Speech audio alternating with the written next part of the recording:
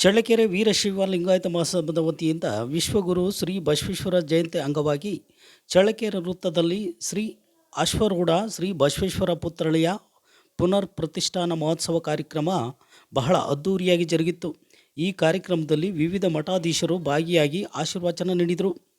ಈ ಕಾರ್ಯಕ್ರಮದಲ್ಲಿ ಕ್ಷೇತ್ರದ ಶಾಸಕರು ಹಾಗೂ ಕರ್ನಾಟಕ ರಾಜ್ಯ ಸಣ್ಣ ಕೈಗಾರಿಕಾ ಅಭಿವೃದ್ಧಿ ನಿಗಮದ ಅಧ್ಯಕ್ಷರಾದ ಟಿ ರಘುಮೂರ್ತಿಯವರು ಅಶ್ವರೂಢ ಶ್ರೀ ಬಸವೇಶ್ವರ ಪುತ್ಥಳಿಗೆ ಮಾಲಾರ್ಪಣೆ ಮಾಡಿ ಪುಷ್ಪನಮನ ಸಲ್ಲಿಸಿದರು. ನಂತರ ಮಾತನಾಡಿದ ಅವರು, ಶ್ರೀ ಬಸವೇಶ್ವರರು ಬಿಜ್ಜಳರ ಆಸ್ಥಾನದಲ್ಲಿ ಮಂತ್ರಿಯಾಗಿದ್ದು ಸಮಾಜದಲ್ಲಿರುವ ಅಸಮಾನತೆ, ಅಂಧಕಾರ, ಮೌಢ್ಯ ಆಚರಣೆ ವಿರುದ್ಧ ಹೋರಾಟ ನಡೆಸಿದ ಕ್ರಾಂತಿ ಪುರುಷ ಬಸವಣ್ಣನವರು. ವಚನಗಳ ಮೂಲಕ ಲಿಂಗ ತಾರತಮ್ಯ, ಸಾಮಾಜಿಕ ತಾರತಮ್ಯ, ಮೂಢನಂಬಿಕೆಗಳ ವಿರುದ್ಧ ಸಮಾಜದಲ್ಲಿ ಕ್ರಾಂತಿ ಮಾಡಿ ಜಾಗೃತಿಗೊಳಿಸಿದ ಸಮಾಜ ಸುಧಾರಕರ. ಸಮಾಜದ ಸಮಾನತೆ, ಸತ್ಯ ಧರ್ಮದ ಹಾದಿಯಲ್ಲಿ ನಡೆಯುವುದು ಪ್ರತಿಯೊಬ್ಬರ ಕರ್ತವ್ಯ ಎಂದು ಕರೆ ನೀಡಿದರು.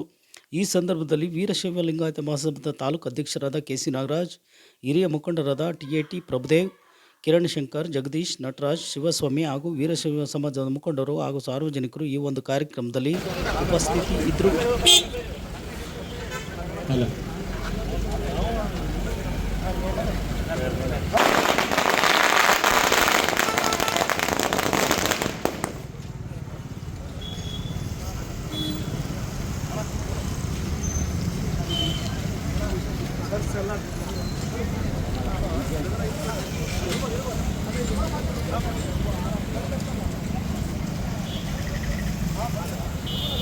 ಫೋಟೋ